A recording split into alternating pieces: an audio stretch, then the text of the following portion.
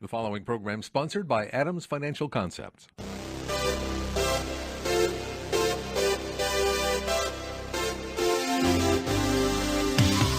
About money, a different approach to investing you won't hear anywhere else. Your host, Mike Adams, is a registered investment advisor and works with investment portfolios exceeding over $100,000 in net worth, and has a proven track record of managing long-term investments surpassing the markets in the long term. The information shared on the following program is for educational purposes only, and any investment advice given may not be suitable for all investors. And now, here's Mike. So it is Thursday, and we are going to be talking about money. I have a really special guest today.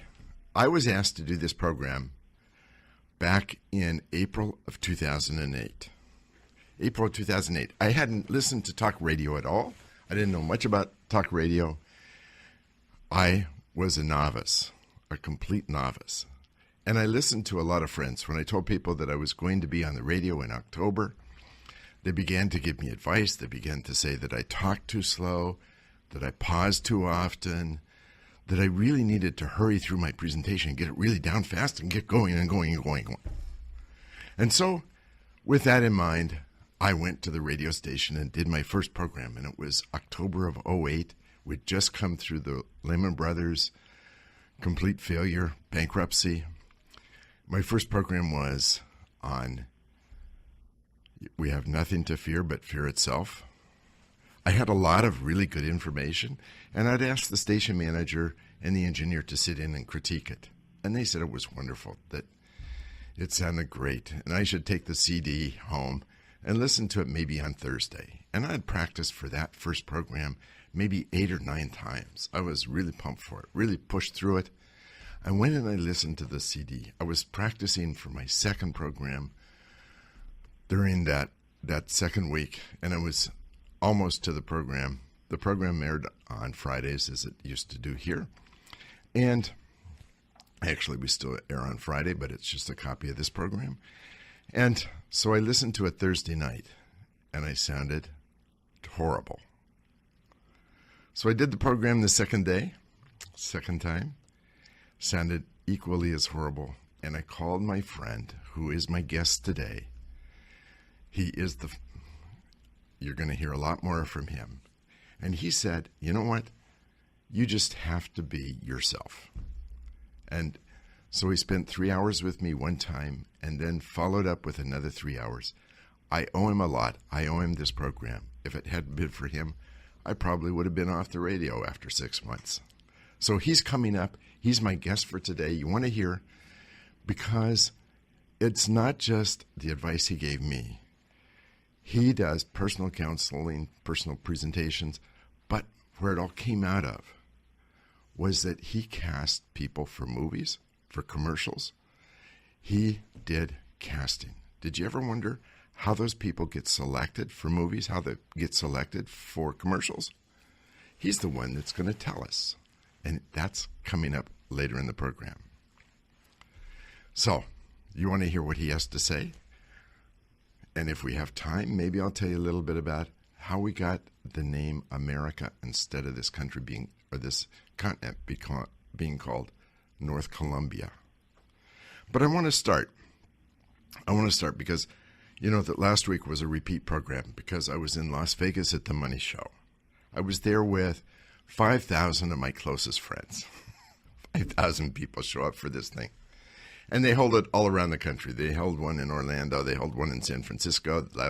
Last week was in Las Vegas. Maybe have 5 or 6 of these shows. It's free for whoever shows up. And the reason it's free is because those people who are presenting are paying for the opportunity to present, paying for the opportunity to speak. And for a select group of people who actually pay to attend, and I was one of those. You can buy a gold membership, you can buy a platinum membership, you can buy a diamond membership, and that allows you, if you buy a gold membership, it allows you to go to one show.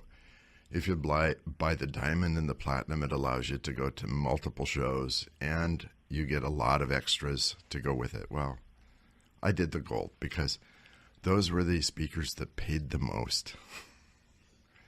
Those were the speakers that were touted as being the best speakers. Whether they were or not, I'll let you decide that, because I'm going to tell you about who they were, what they did. The keynote speaker for the conference was Steve Forbes, who was ultra-conservative, had an approach to it. And he was on a panel as well. And it was something that I recalled John Templeton saying, Templeton Funds. He was one of the great investors, did over 20% for over 25 years in the 70s, 80s, and 90s. Templeton said about bull markets, they're born on pessimism. Bull markets grow on skepticism. Bull markets mature on optimism. And they die on euphemism. When you get to a euphoric state, the bull market is coming to an end. Think of the dot-com business. You know, the euphoria that was set in and the frenzy and the feeding that went on during that time of 98 and 99, when all you had to do was put a .com after your name. There was a machine shop that came public, a machine shop, you know, making parts for cars or whatever. They put a .com behind their name when they came public, and they came public, people thinking they were a .com, and the stock price way up. It was a machine shop. It had nothing to do with the internet. But by putting the .com, they got 4 to 5 times what they would have gotten if they would have said, we're coming public as a machine shop. That was the kind of feeding frenzy that was going on in the stock market at that time. It was euphoric. Now, I say that because this was my 5th time to be in Las Vegas, and once before that I was in San Francisco to attend the Money Show. And in the previous 4 times, they would do a survey of the people who were attending in one of the sessions, one of the plenary sessions. And they'd say, how many people are bullish, how many people are bearish? And in the previous 4 times, I would guess that 80% of the attendees in that session called themselves bearish on the market. When they ask, is the market going to finish higher or lower? 80% of the people felt during that year it was going to finish lower. This year, when they asked the same question, 80% of the people were bullish. A dramatic change, but from last year to this year, forgetting about all the Great Recession that we went through, there's a bullish. In my opinion, we've moved from a skepticism to a maturity, optimism in the market. We're not at the end of the market. We've still got a long way to go, but we've moved there. So as you go to this conference, and it's spread out, it was at Caesar's Palace in any number of rooms there. As you go there, there's also an exhibit hall. And I always find the exhibit hall very interesting because those are the people that are either one, they're on their last legs and they're trying to convince individual investors to invest. That was the case last year when you had a lot of oil exploration companies trying to sell the idea that oil had come down, but it was going to be $100 a barrel or $150 a barrel within 12 months, which of course it isn't. You know, they were struggling in finance. And the second thing you have are the Scottrades and the Ameritrades selling this whole concept of trading stocks. And most of the people that were there were actually stock traders, not necessarily day traders, not trading in and out, but buying stocks for a fairly short period of time and trading in and out.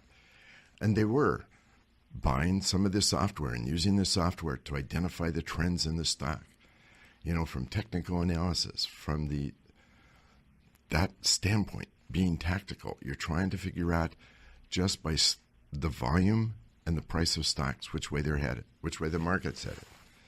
There was a lot of that in the exhibit hall. Big displays. I don't know how much they paid, but they paid a lot. And they had testimonials, people making money. And I'm convinced, actually, that people do make money using those systems. It's a question of how much they make. You know, Dalbar did a study I've mentioned a number of times. Over 30 years, the average mutual fund investor putting in $100,000 30 years ago, the average mutual fund investor would have seen his account grow to $286,000. That's making money. However, investing in just an index fund, it would have been $2.1 million. So as I looked at these people, they're not looking at how they're performing. They're looking at they're making money, and they're making money. They're active. There's this feeling that if you're actually trading, you're actually doing something. You know, one of the great investors of all time, Gerhard Baruch, said it's not the action that makes money. It's the sitting where you make money in the stock market. So that was the overview of the session. And I've taken most of the first part of this segment getting to some of the sessions.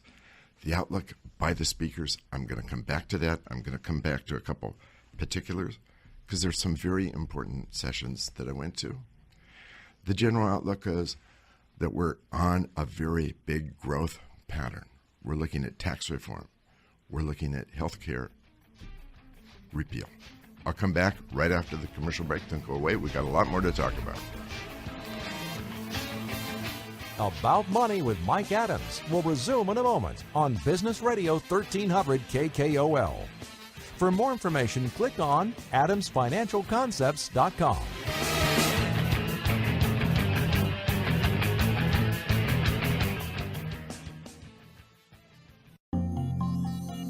Did you know the 20-year annualized S&P return was 8.19%, while the 20-year annualized return for the average equity mutual fund investor was just 4.67%? That's a gap of 3.52%. It doesn't sound like much now, but it could mean the difference between retiring in comfort and running out of money.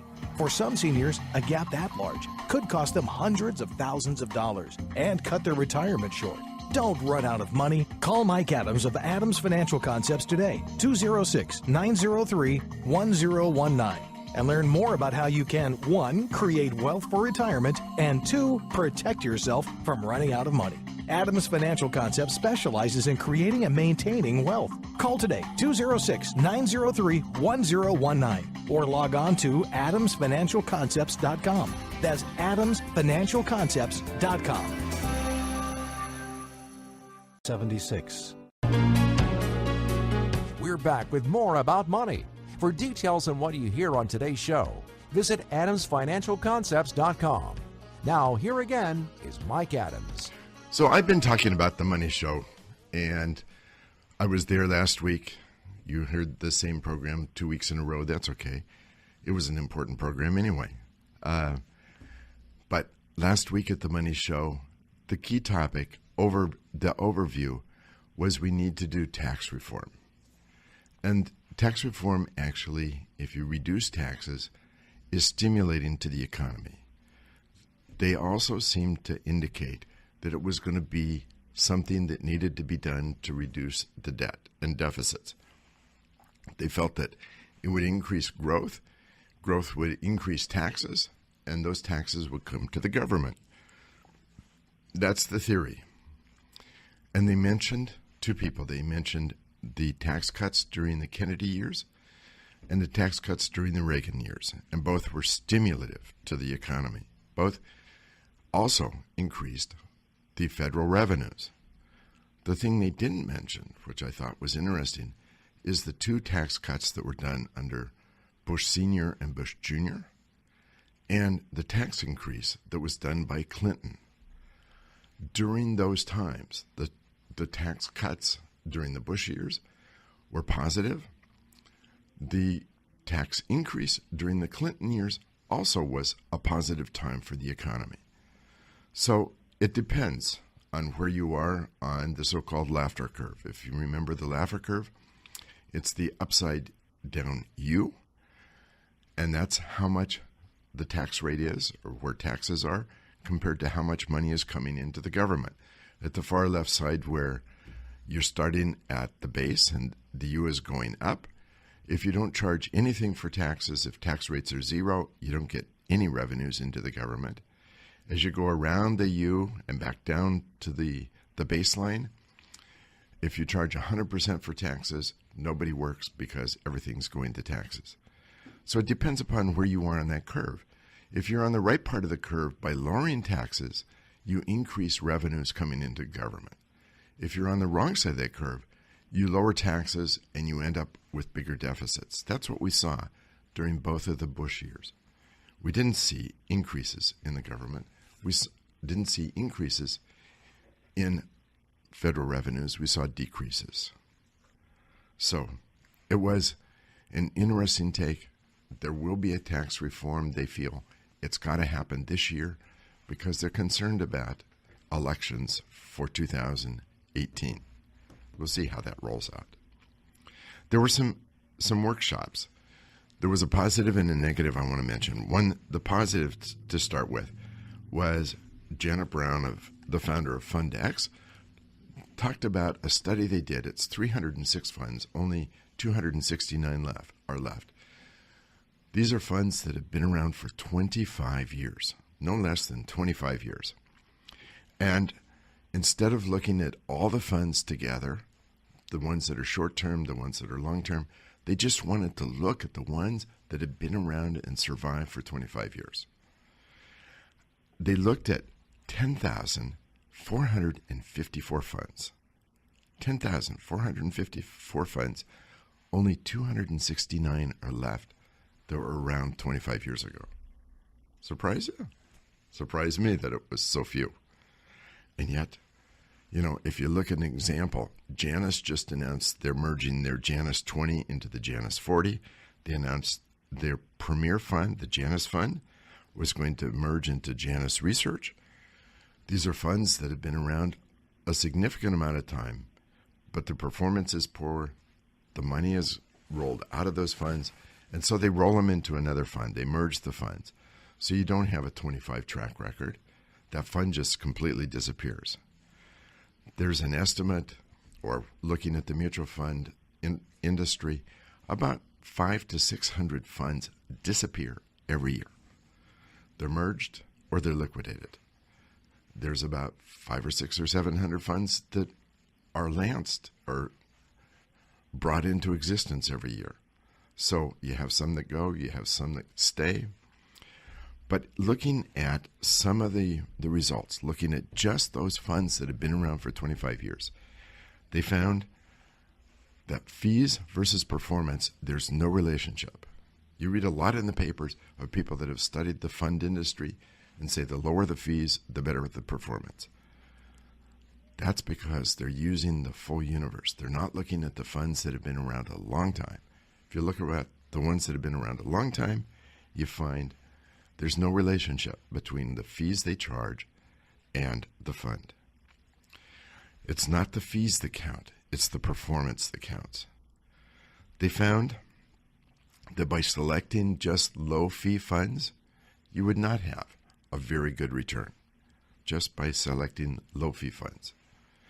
They also found a lot of inconsistencies, or what they called inconsistencies. The best funds didn't perform the best. And it reminded me of a study done by R.W. Baird a couple of years ago where they looked at 370 funds that had outperformed their benchmark by at least an average of 1% per year. So significantly better than the benchmark, 370 funds. Of those funds, they had a quarter of those funds were down 15% in at least 1 year over their benchmark. A half of them were down over 10% of their benchmark. And 100% had at least 1 or 2 or 3 years of underperformance. That's general. That those funds, even though if you look at them on a 10-year basis, they outperformed, on a short-term basis, they could be 15% or more underperformance. Not surprising? Anyway, for me that was interesting, that if you look at long-term funds, those that have been around a long time, does not support the assumption or the idea that lower fees means better performance. The other person was Mike Turner, Cycle Profit. And for me, it was a classic case of a story based on back-tested models. Now, when you talk about, and the title of his session was Bear-Proofing Your Portfolio. Bear-proofing your portfolio, making sure that you're going to be okay during a bear market. And he used a back test, and I thought it was pretty interesting. He takes a 200-day moving average of the market. He takes a standard deviation of the volatility index, and he draws a band around this 200-day moving average of the market.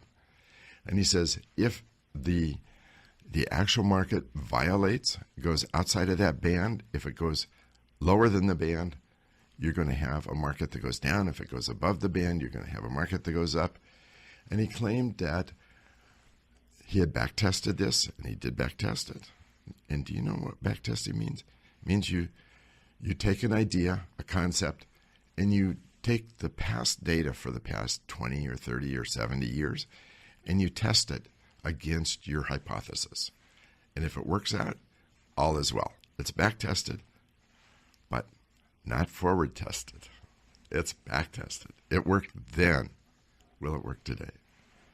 And he took periods of time. He said, for example, and I couldn't help myself, I had to ask a question. He said, the Great Depression lasted 30 years. From the low it hit, you had the market caving in 1929. It actually hit the low in 1931. He said it took 30 years for the market to recover. Actually, his numbers would have been 28, because he took 1929 to 1959. 28 years. It would be more accurate. But I asked the question, didn't the market hit a new high in 1934? Well, yes. But then it rolled that back down again. That wasn't the question. He said that the market lasted 30 years. He took other examples and came up with bear markets lasting an average, or markets lasting an average of 19.5 years. But if you look at it, bull markets, often secular bulls, actually last that long. Secular bear markets last half that long. But he took a track record. And then I asked him, how long have you run your funds and managed money, and what is your track record? Well, he's only been doing this for 3 years. He's only got a 3-year track record. And it's a decent track record. But 3 years is a very short time for a track record. But he was there, and the audience was listening, and some were signing up. That was the way this whole thing went. That was the money show. I go to these to get some good input, some bad input, but to get a feel for where the market is. I started by saying that we live in a time of a secular bull market. And John Templeton, I believe very strongly in what he said. The bull markets are born on pessimism. They grow on skepticism. They mature on optimism. And they die on euphoria. We haven't met yet the euphoric stage of this market, the craziness and the frenzy that we'll see at one time. But we are, I believe, entering into the mature stage where people believe that the market is going to go up again and again. And next week I'll probably talk about Dow 100,000. I talked about that 7 or 8 years ago. It's time to review that again. When the market was at 9,000, it was hard to visualize a market at 100,000. Now we're at 21,000. It's a little easier to see that the market could be at 100,000. And I've been saying that for a long time. I've been saying that we are in a secular bull market. We've got a long way to go with this. Doesn't mean we won't go through the corrections, just as the time period, secular bull market from 1982 to 2000, we had 1987, we had 1989, we had 1994, we had those corrections and those times. We'll have those again. That's not a question. But we're on our way higher. Don't go away, because when we come back, I've got a guest, a very good friend, and someone that you need to hear from. So don't go away. We'll be right back. More About Money coming up with Mike Adams on Business Radio 1300 KKOL. For more information, click on adamsfinancialconcepts.com.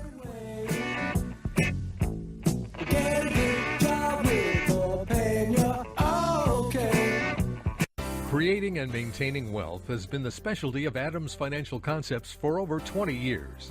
Every portfolio managed by Adams Financial Concepts is customized to fit each particular client's objectives and risk tolerance. The client's interest always comes first in portfolio decisions. Call Mike Adams today at 206-903-1019 or log on to adamsfinancialconcepts.com to check out their AFC performance. They welcome your review. That's adamsfinancialconcepts.com. Now we return to About Money. There's more information waiting for you at adamsfinancialconcepts.com. Here again is your host, Mike Adams. So I'm here with my guest today, very special friend, very special person, who was the one who I spent 6 hours with one time, actually 3 hours and 3 hours, talking about how I could be myself on the radio. And it worked. Welcome to the program, Steve Solomonovich. Complete casting, and you have a new company. Yeah, it's called clearpresentations.net.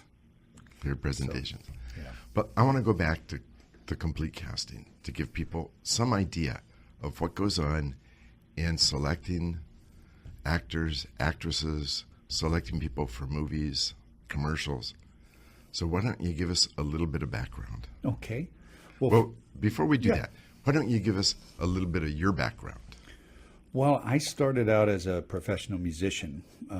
My father was a conductor, and so by virtue of him being involved in that, the boys' choir that I was in, my grade school boys' choir, which was St. Charles Parochial School in North Hollywood, California, ended up ghosting as the Disneyland Boys' Choir on some things. We sang on the soundtrack of The Godfather, did a lot of performances with groups like the San Francisco Opera Company, the LA Philharmonic.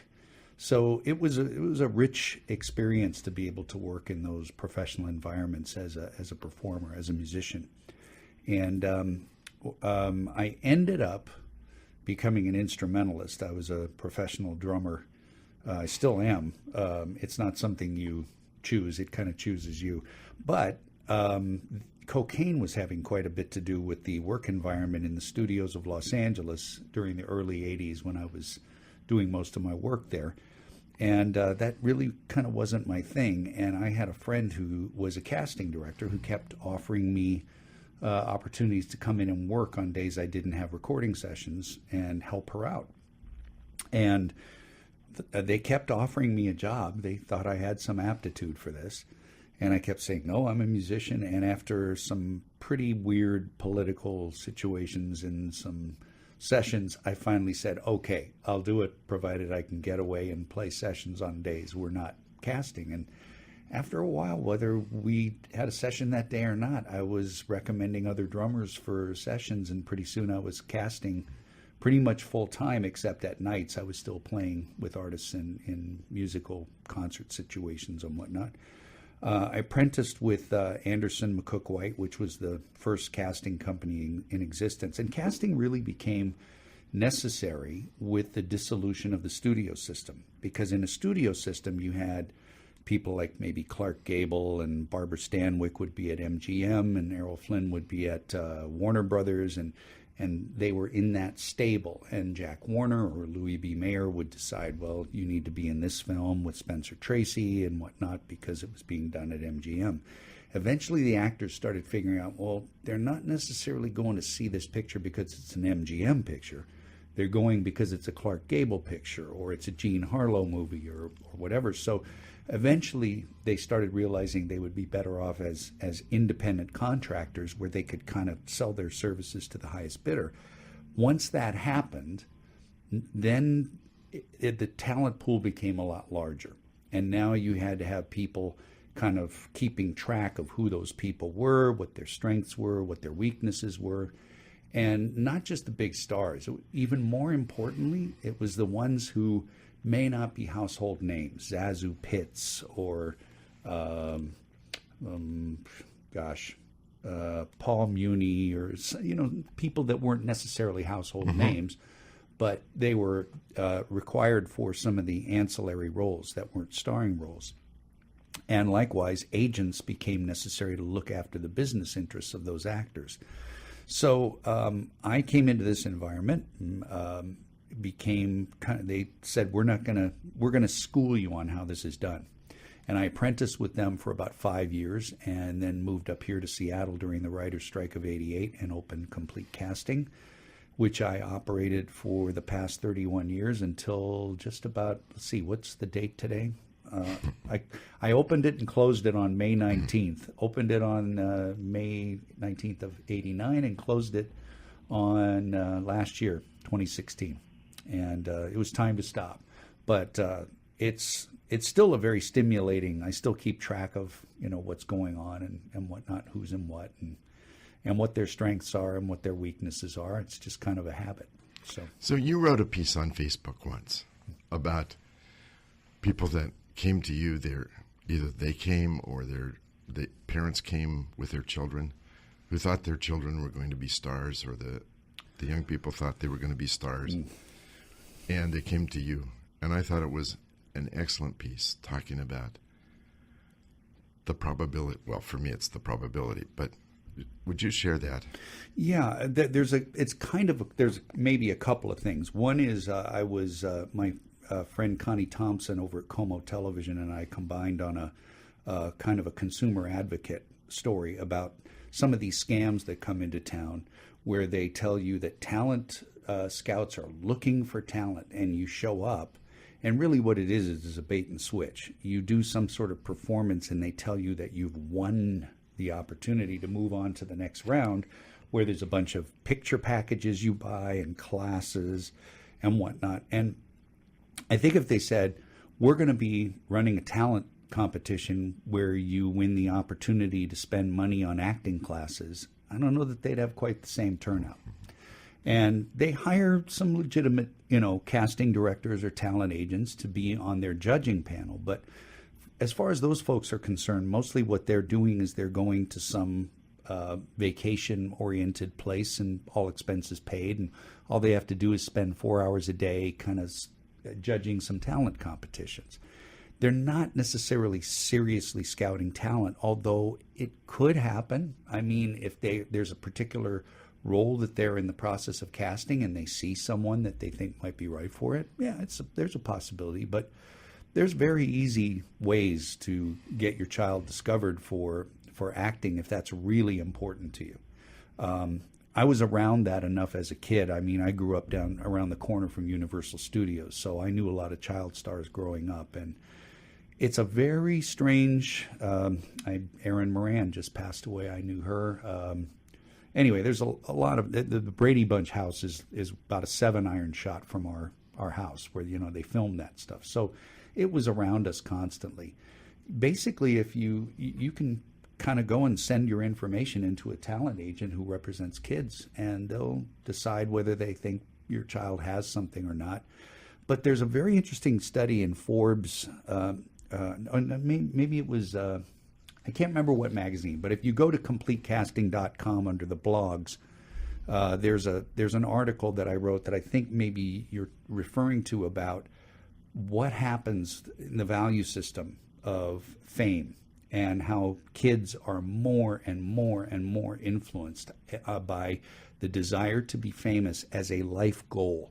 And I think in like 1950 something, they said it was 18%. And now it's up over 80% or something, like some outrageous figure where fame just on its own is some sort of holy grail of achievement, and however dubiously attained. And I think it's a really kind of a warped value system, and it's one that needs to be tempered by those of us who are involved in either taking care of the business and being gatekeepers, and certainly through parents who are kind of supposed to be helping form the values of their children.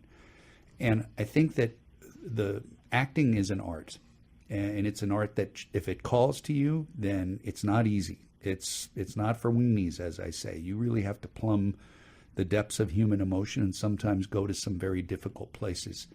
And it's a real calling. But if you're there just to get fame, invariably you will find what most people find who get it. It's a double-edged sword.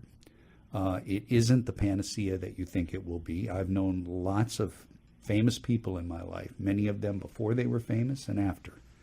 And so getting your child involved in theater, I think, is a really smart thing, because if they're interested in performing, that's a great place to find out if that's what their bent is. If they're telling you they want to be on TV or in the movies, chances are they've got a value system that maybe needs some adjusting. And a lot of people that go through acting end up with very small roles.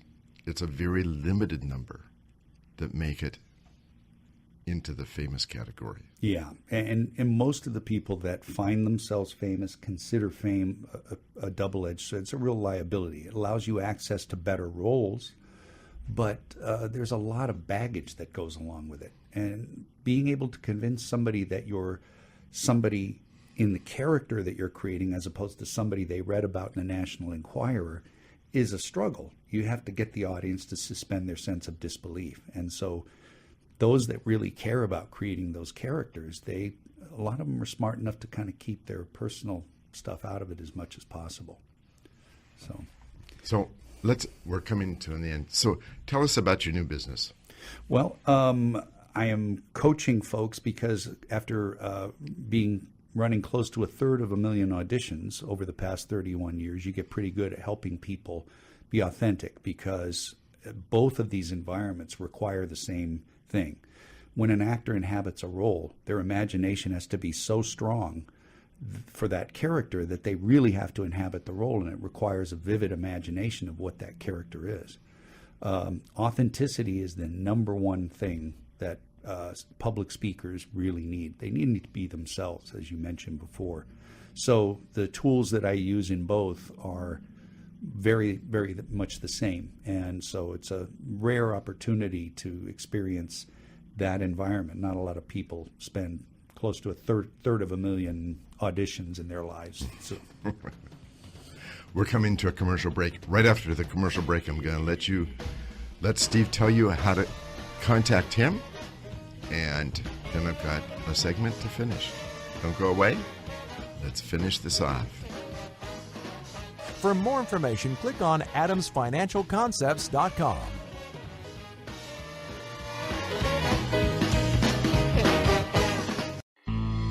How do you picture retirement? House on the beach, small farm in the country, traveling the world with your spouse.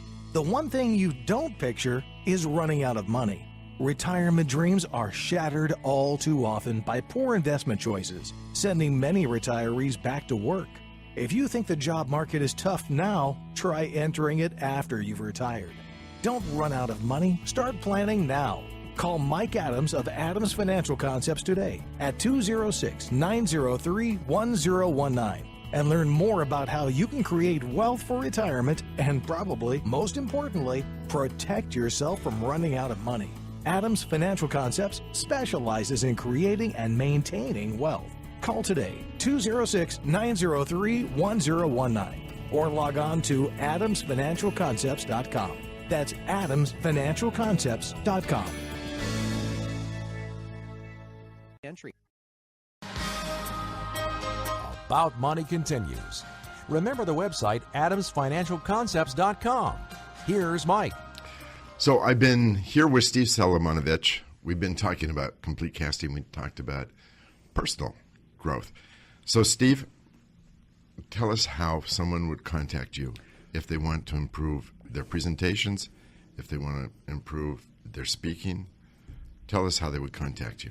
Well, this is becoming more and more important as we enter more deeply into a high-tech, low-touch environment, and personal communication becomes immensely important because there's a lot less of it going on. People are compartmentalizing things and doing more texting and less talking in person, as I'm sure people are realizing.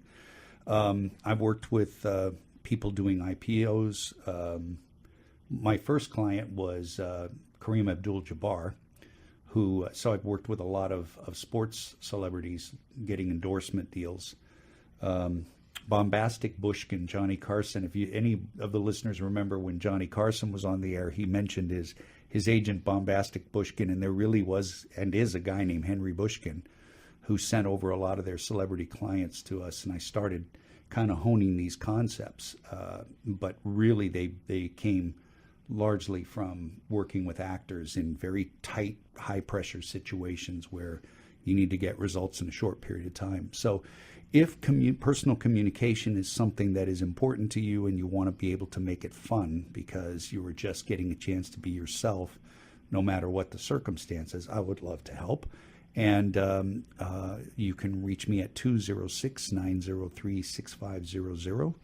The website is clearpresentations.net, and those are easy ways to reach me. So give us the phone number and the website again. 206-903-6500 is the phone number, and the website is clearpresentations.net. There's not a tremendous amount of information there because a lot of these concepts are best presented in person. So it's awesome. And I can very much vouch for Steve. I spent 3 hours in the beginning and then 3 hours once I did a couple shows. And I believe that's been the success of this program. So thanks, Steve. And for those of you who haven't met Mike, he's even more handsome than he sounds. I didn't offer to pay anything for that. No, I'm extorting after the fact. No. So I grew up in Bend, Oregon. Bend, Oregon was a town of 10,000 people. We had this little tiny Sears store. You know, it was about the size of today's coffee shop. And it wasn't any merchandise. It was just primarily where you could pick up a catalog if you didn't have a catalog.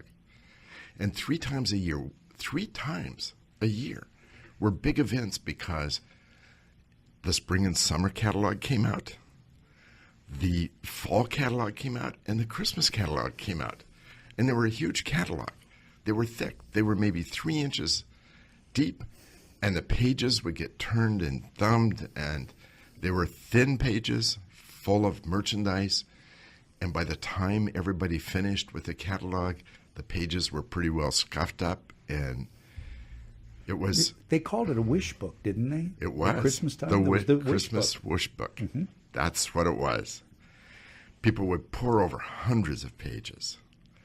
That was Sears. Sears was 100 years old by then. Sears became the name in merchandising. They became the #1 retailer. They used that catalog to expand and reach the remotest parts of the country. Those catalogs became something special. I can remember hearing the story of a retailer who lived in Bend, a shop owner. And he was relating the story of somebody that came into a store.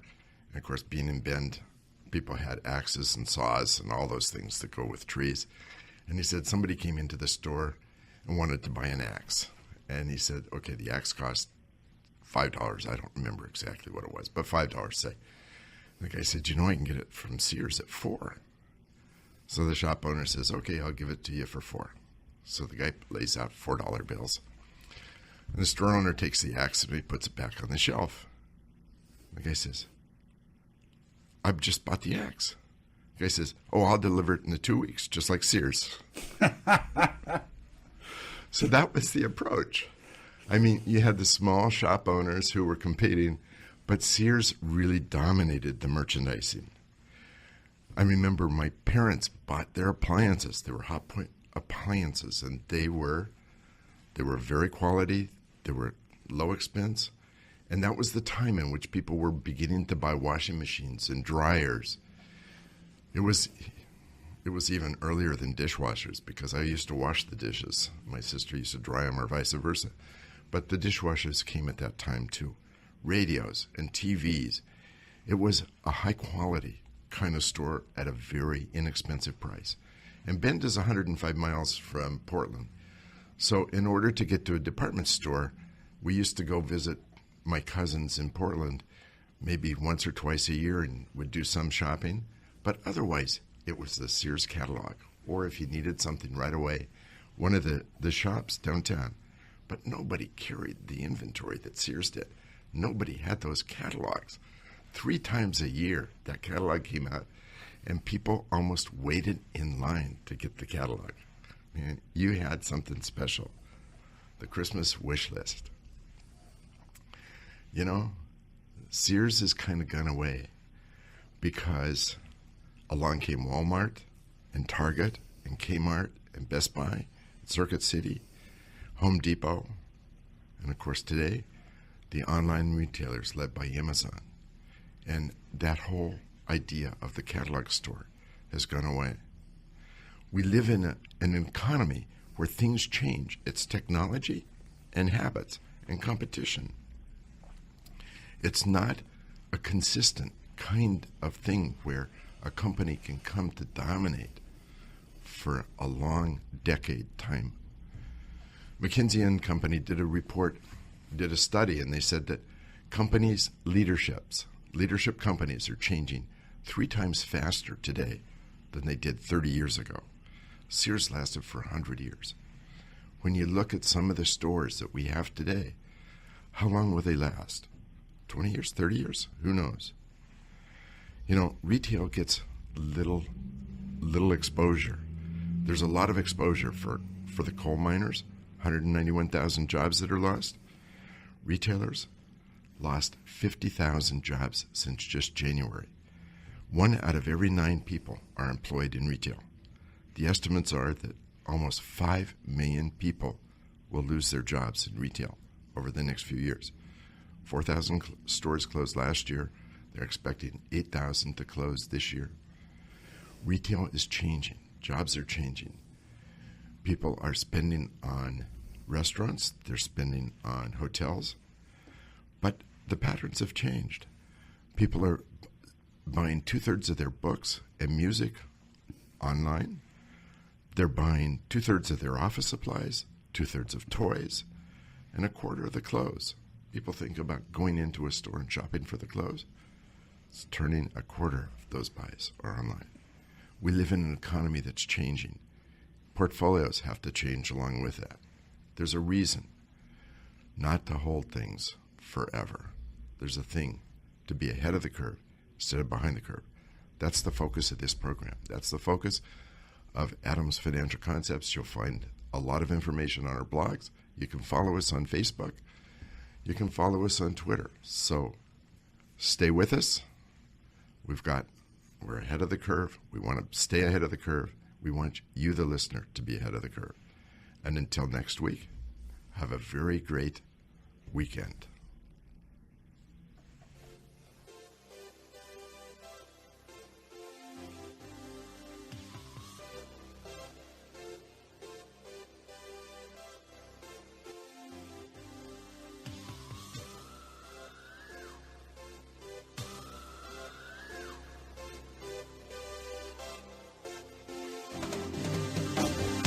You've been listening to About Money with Mike Adams, a registered investment advisor.